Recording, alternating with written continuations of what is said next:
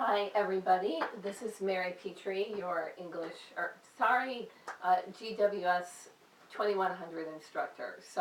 Um, I'm going to do something a little bit different. Some of you have taken classes with me before and it's been all writing, but because the books that we're reading are a little bit dense, I thought it might be easier to hear some of it and to have it explained a little bit to complement the writing so you didn't have more writing tossed at you.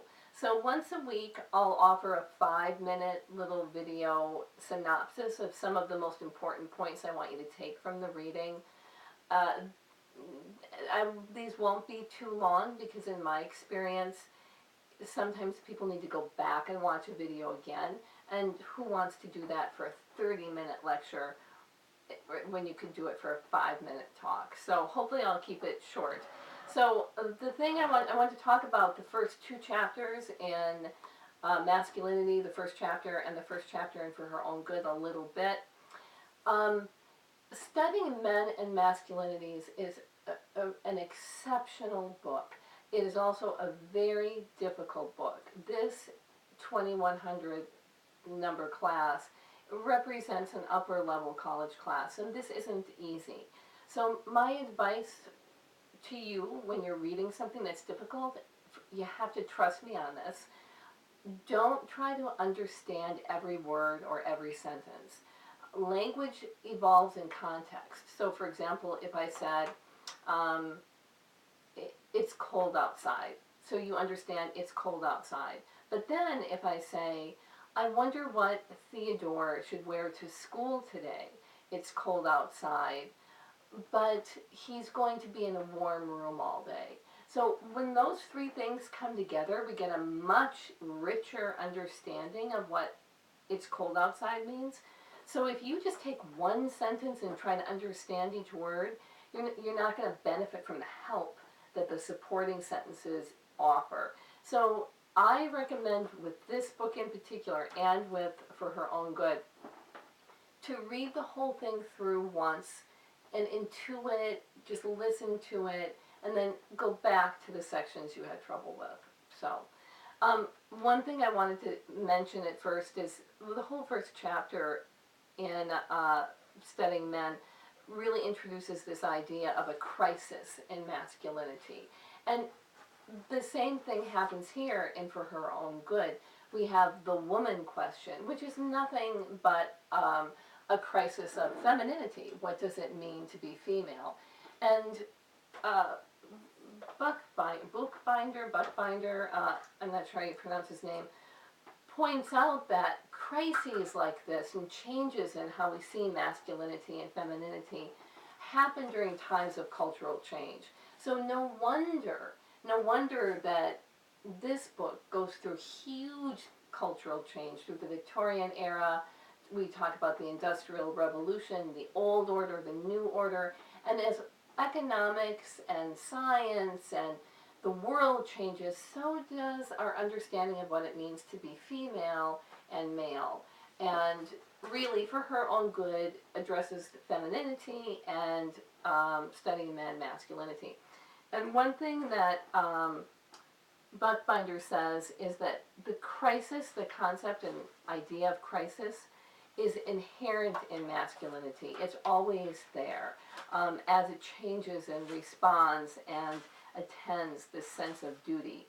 So he's saying, really, there's a crisis now? But masculinity has always been an unstable entity. It has always been inherently in crisis. And then I'm going to give you a hint at something he likes. Buchbinder really likes Hill. And Hill is introduced on page 3 and 4.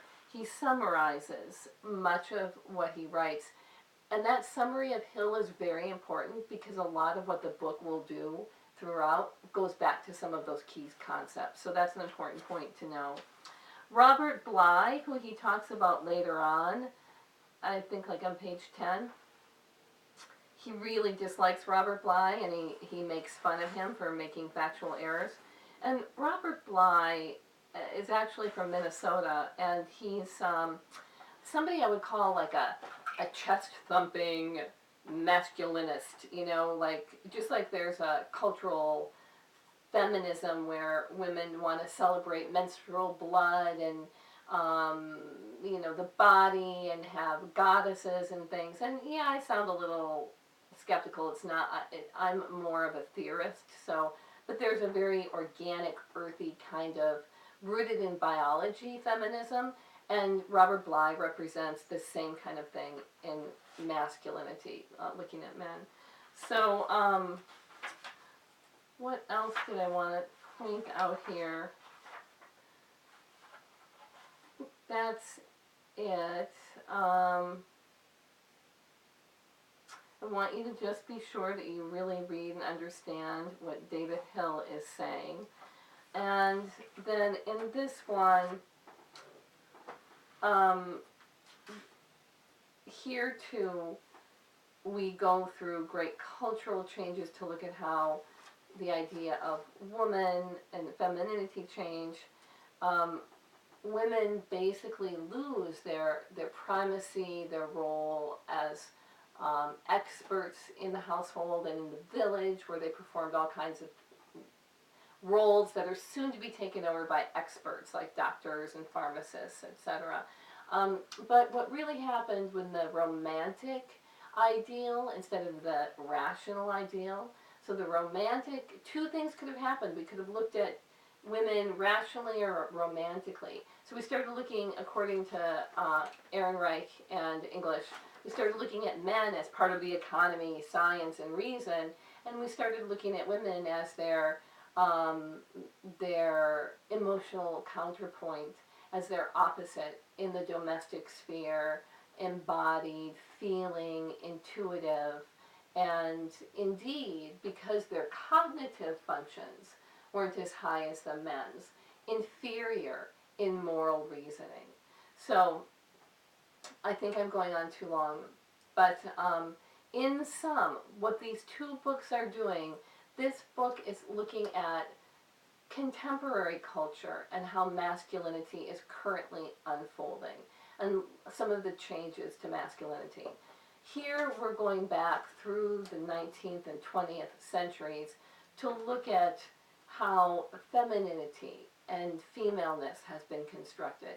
But inherently within that project, we have its opposite, masculinity. So we'll be able to trace some of the things that we see happening in this book, how they emerge today and how we see masculinity. So I think that's all I want to say for this week. But every Monday or Wednesday, I will have some kind of short discussion of the text in addition to what we're doing in class. So, okay, thanks everybody. I'm going to turn off the camera.